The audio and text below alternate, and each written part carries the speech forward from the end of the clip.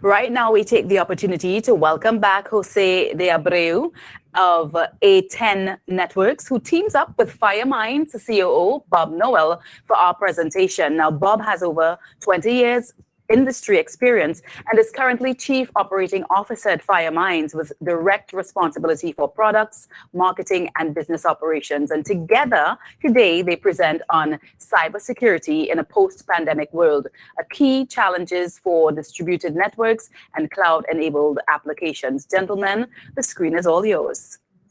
Excellent. Thank you so much. All yours. Perfect. Thank you. So yeah, as many have, I want to start by acknowledging and thanking CANTO for the opportunity and for everybody in the audience that's listening in.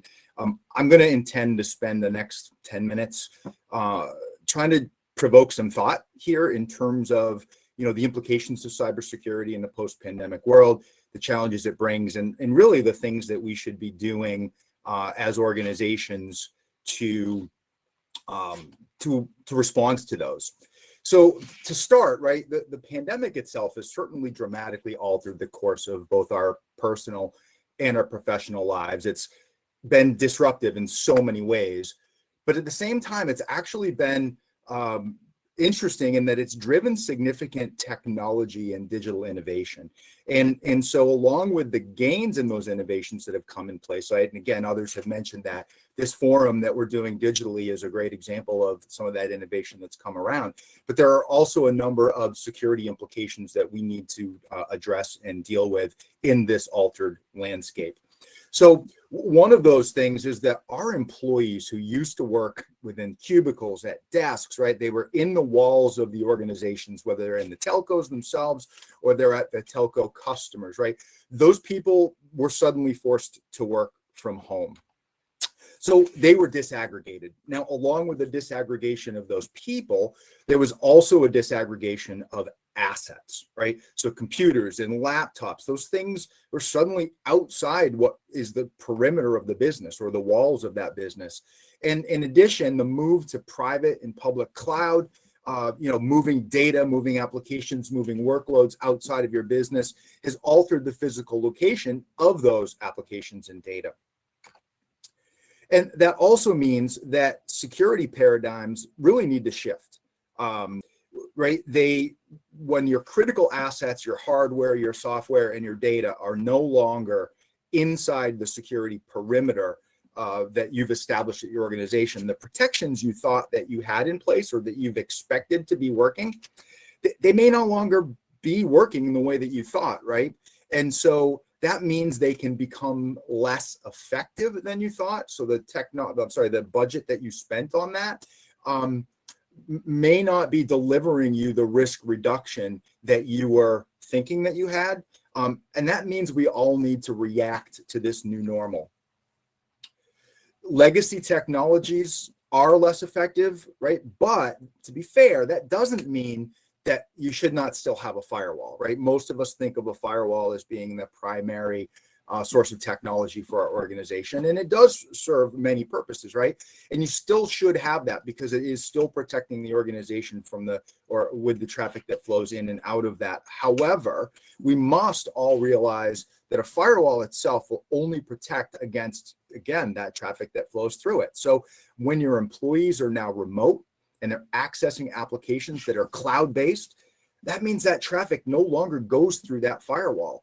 So the question becomes, how are you protecting the data that's flowing from your remote users into the web and into the cloud? Now, in addition to the fact that those legacy securities are less effective, organizations must also look at what changes must be made to their existing policies and procedures. Now, those policies and procedures were defined and written in another time. And our current reality is just simply different. We all must evaluate what needs to change in order to protect the current state of our businesses. Now, the other aspect to consider when it comes to evolving risk is that the regulatory environments and the privacy laws that we all face in our different markets and across the Caribbean, they're changing rapidly. So the technology implications of these changes can be dramatic. And and that can be in a number of different ways, right? The consequences can be monetary fines for sure. They can be public relations issues where a breach, is public and there's perception. And then in the worst case, right, it's a loss of customers and revenue. So all of those things are real implications of what we now face. So given the evolving risks that we are facing, the question becomes, what should we be doing about it? Well, for me, I think that the first thing that we as organizations, again, whether it's our telcos ourselves or the customers that we serve and we help them, the first thing that needs to be done is to understand the current state, right? For most of us, our defined policies and procedures, although they're probably documented somewhere, they're also probably not top of mind in the entirety, right? We have a good sense of what they are, but if you were to sit down to somebody across the table and ask them off the top of their head, they probably wouldn't know all of the details. So that means we actually have to take the time to map out the current state of those workflows, those business workflows. And then as a best practice, this really can and should be done by an outside team, or at least with an outside team, right? Somebody to come in and to organize that for you and for the organization.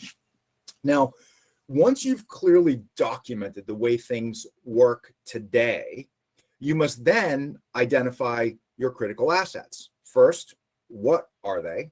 And second, where are they now, right? Because again, we thought we knew where they were and what they were previous, but today that might not be true anymore, right? And that's something that obviously we can all handle internally. However, it's also, again, considered a best practice to leverage a third party to at least facilitate or help in that process of gathering that information and documenting it. Right now, it's also rare for an organization to truly have full documented list of their assets. And then even when we think we know as an organization, in a modern world, right, there's a lot that business units have done independently of IT to accomplish their tasks, and that the broader business may not actually know about, right? And so there may be critical assets that are unknown, and essentially an unknown critical asset is an unprotected critical asset. So it's really, really important that we understand the current technology landscape, the current existing policies and procedures, so that we can then identify what changes need to occur.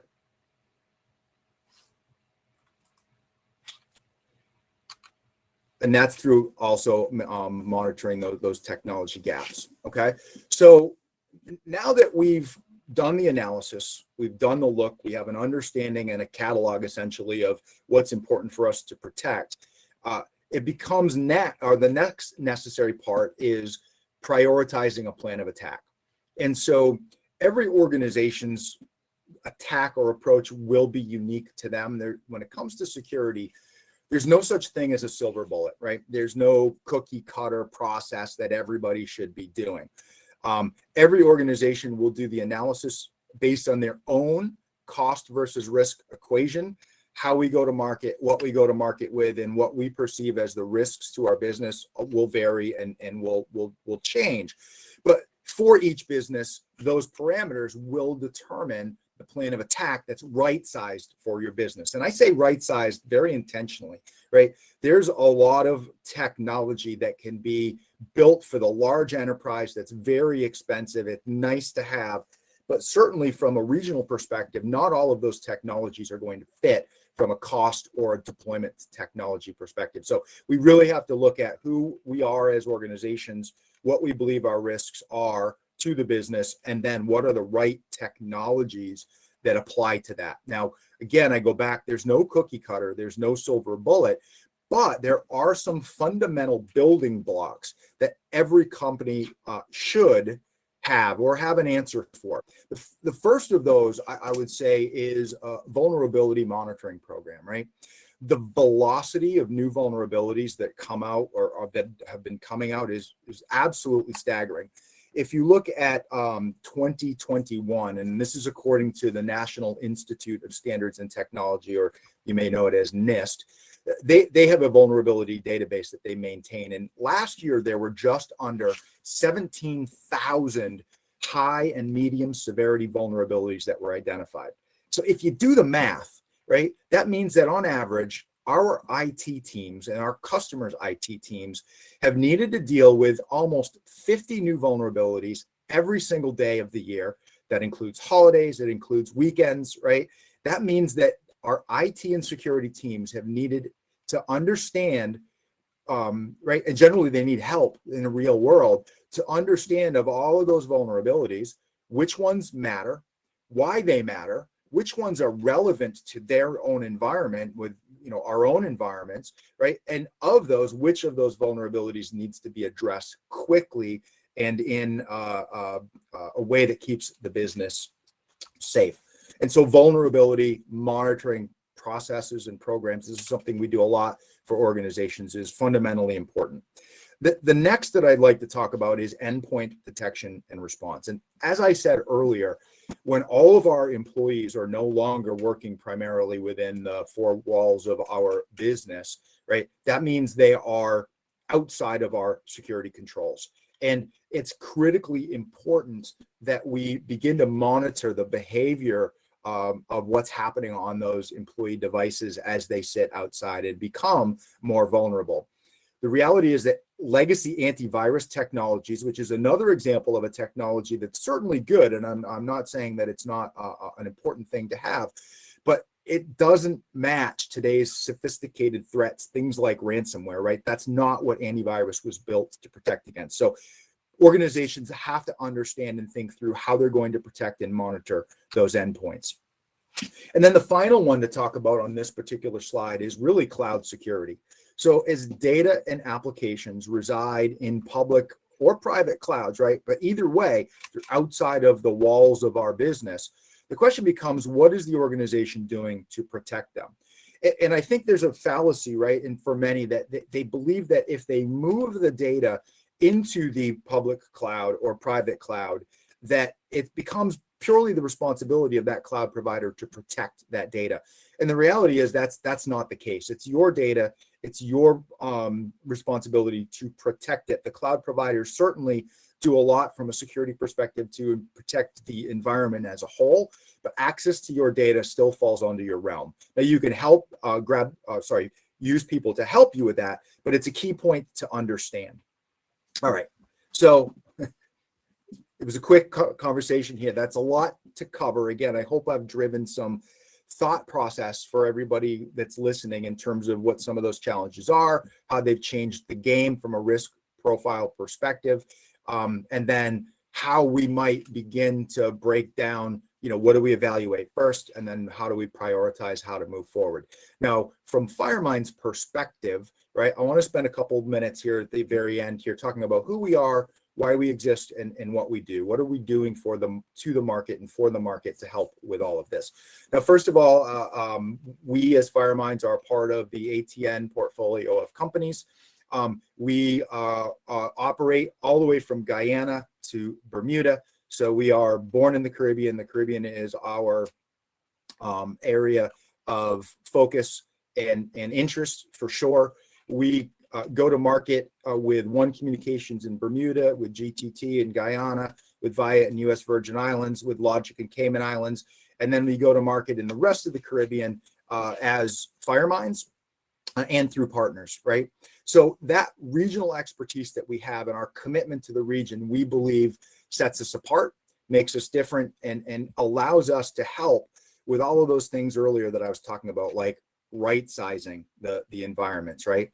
And from our perspective, we're vehemently and maniacally focused and dedicated on closing the digital divide. One thing I think is really important, right? When I started off, I talked about the opportunities that this post-pandemic world are creating. And one of those great opportunities is that people are able to work remote. You no longer have to be in an office in a large city, in a major metropolitan, to have, a big important job. And I say that sort of tongue in cheek, right? But we can be anywhere. We can do any job from anywhere now, but the equalizer is technology. And we believe that it's fundamentally important in the Caribbean market for us to enable that equal competitive environment by delivering safe technology. Okay, so how do we help? Well, the first is that we have a broad set of managed cybersecurity solutions, all of the things that I talked about, and quite frankly, much more. I didn't want to take time in this to break down everything, but if you're looking for help with reducing risk and cybersecurity, we can help you with that. We have the ability to do those assessments, those gap analysis, those consulting engagements where I was talking about as a best practice, you want to bring somebody in to help you. We definitely do that. We then can help you prioritize and tackle that project later. From a connectivity from your users, your offices into the cloud, and enabling remote work, right? We offer next generation SD-WAN, software-defined networking, and we are also a private cloud provider. We offer public cloud services. We are a gold partner with Microsoft.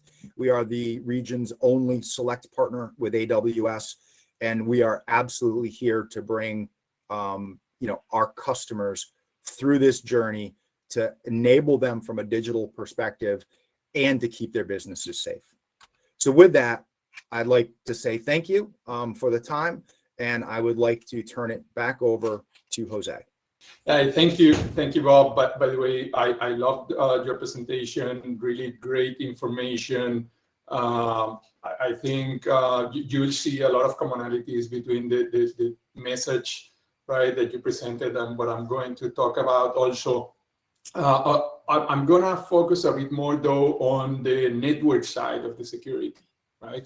So again, thanks again. My name is Jose Abreu, and I look after the SC organization here at A10 for service providers in North America and also for Latin America.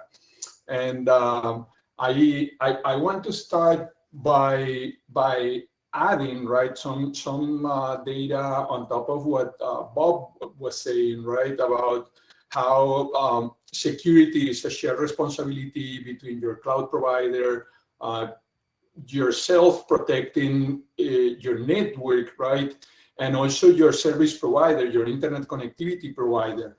But something important to mention here is understand, right, the playing field. And the playing field in this case is not really balanced. Is really asymmetric in nature, right? If you look at how much a service provider, a cloud provider, an enterprise needs to invest, right, in protecting itself, we're talking about large volumes of money, right? We're talking about a lot of human resources, a lot of manpower, right, to get that security not only going but also updated. Mm-hmm.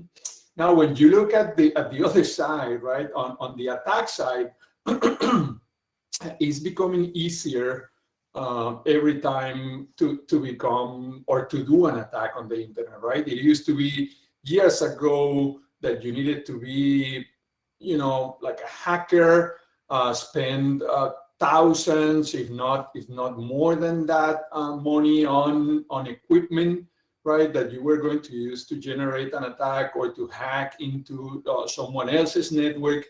Today, unfortunately, the reality is with a couple $100, and if you spend a few hours just looking on the right places on the internet on how to do it, you will be able to generate a lot of damage, right, to organizations. So we've seen cases where you can basically rent a botnet to generate traffic to someone, right, and take their service down for a couple $100, right, and that will give you 3-4 hours access to a botnet. In 3-4 hours, that's crazy, right? The volume of traffic that you can generate, even in a few minutes, if you get control of a botnet, it's really large. So, and as I said, it's not only about service providers. It's not only about cloud providers. We've seen governments, right, being attacked and governments attacking as well. So cybersecurity is really a huge challenge for everyone. It is really important to have a strategy, as Bob mentioned, right, to have the right technologies. It's never going to be, I 100% agree, it's not going to be a single device offering you protection. You will need multiple devices doing different functions in your security stack. And most likely you will also need to coordinate, if not depend, on your service provider and your cloud provider. Mm-hmm. So just as an example, right, and this is really recent news from a week ago, probably 10 days ago, Microsoft, they announced that they attacked the largest DDoS attack, right? That they blocked the largest DDoS attack that we have seen up to date, right? And if you look at this, it was around 3.5. You can see there 3.5 terabits per second. Just think about the volume of that attack, right? It will be impossible for a single service provider, for a single cloud provider, for a single enterprise to protect against that kind of attack. So that's why coordination is really, really important. Another item that I wanted to highlight here is, yes, we tend to pay attention to the very large attacks, right? We tend to pay attention to the ones that are very large in volume or the ones that are very visible. But if you look at the last line there, Microsoft also said that on average, they were detecting and blocking around 2,000 DDoS attacks per day, right? Obviously, most of those were very small compared to the 3.5 terabits per second, but they still generate service interruptions, right? They still create problems with your users, problems with your applications. So you need to keep that in mind. It's not only about volumetric attacks. Attacks come in all forms and sizes, right? Actually, the chance that any single organization, enterprise, service provider, government, I don't care, the chance that it's going to be under attack is really high. The chance is going to be that it's a small attack in volume, right? And that's by design, by the way, because it's a lot easier to detect a high volume attack. Low volume attacks tend to be more difficult to detect, and they also tend to be smarter in nature. And what I mean by smarter in nature is typically a volumetric attack is going to be just raw layer 3 data, right? Low volume attacks tend to try to get into layer 4, layer 7, right, into the application itself. So that's something also to keep in mind, right? So how from A10, how can we help you?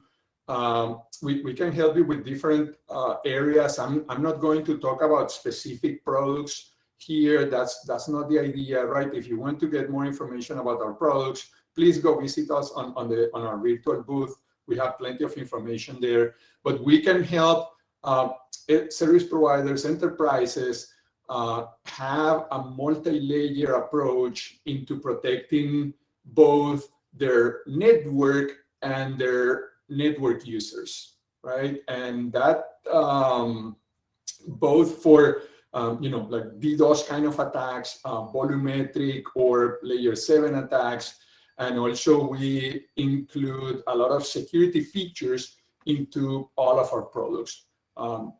They could be load balancers, scatter gray NAT. We include a lot of security services in there.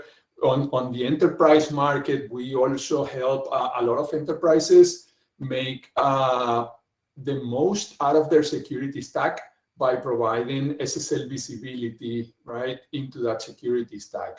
Because we definitely tend to see SSL and encryption as good for privacy, but at the same time, it has its negative side, right? Because in many cases, some of the security devices or technologies that you're using may become blind to the traffic and also blind to an attack, right? So there are solutions that allow you to basically provide that visibility into the security stack. Mm-hmm.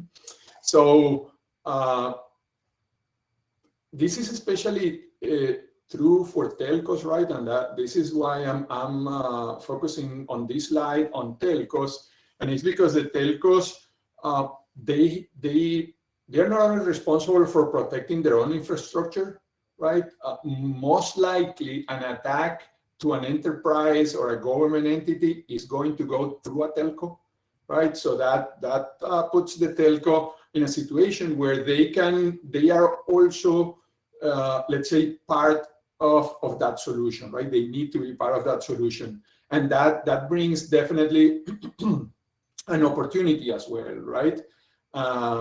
We can definitely see security services provided from the network, right, as a value added. And today, it is quite common to focus on cloud provided security services, right? And they also have their place protecting data. What cloud provided security services are not optimized for is for transit, right? Because you need to redirect traffic to the cloud in order to provide that security. So the service providers are ideally located, right, on that transit. They are providing that service for transit, so it makes them ideal to also add value security services. Mm-hmm. And I will even argue here, right, that security is not only an expenditure, right? Security is not only money that you have to invest or spend, right?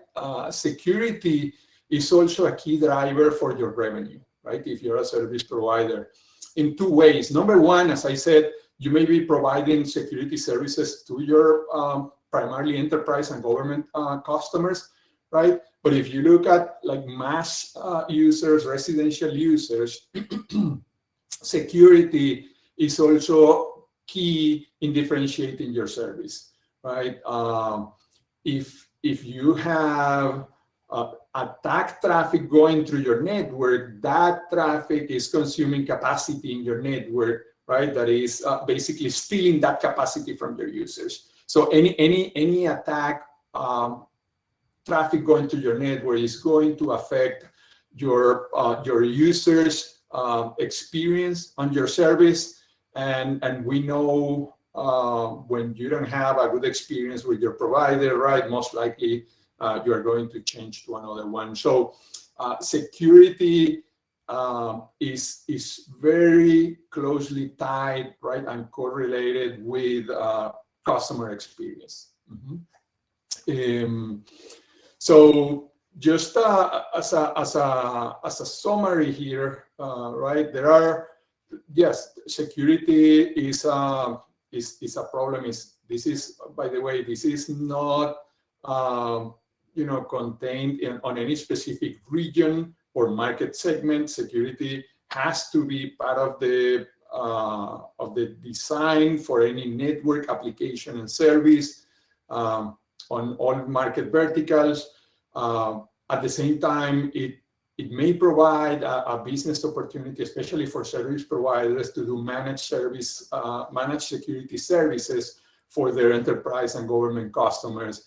And also security, we tend to think about security as dedicated devices for that functionality. However, that's not the best way to do it, right? The best way is to have security distributed, in all your network functions.